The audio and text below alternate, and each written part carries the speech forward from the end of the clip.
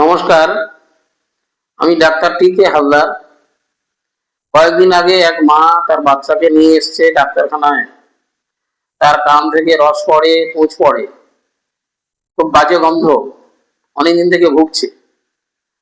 আসার পর জানলাম যে অনেক ENT ডাক্তারবাবুকে দেখিয়েছেন, অ্যান্টিবায়োটিক বহুদিন খেয়েছেন, খেলে সাময়িক কম থাকে, 1 মাস 2 মাস পরে আবার হয়, আবার অ্যান্টিবায়োটিক খায়, আবার হয়।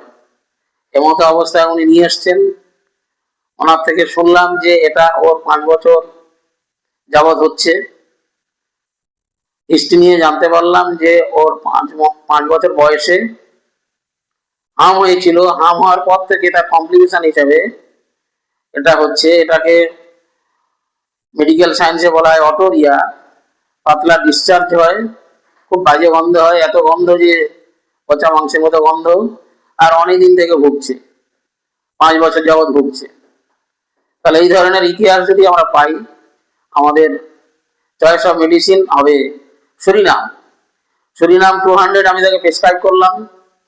সে 1 মাস পরে এলো, সেটা সুস্থ হয়ে গেছে। আবার অন্য প্রবলেম নিয়ে 2 মাস 4 মাস পরে এসছে, কিন্তু তার কানের পুঁজের আর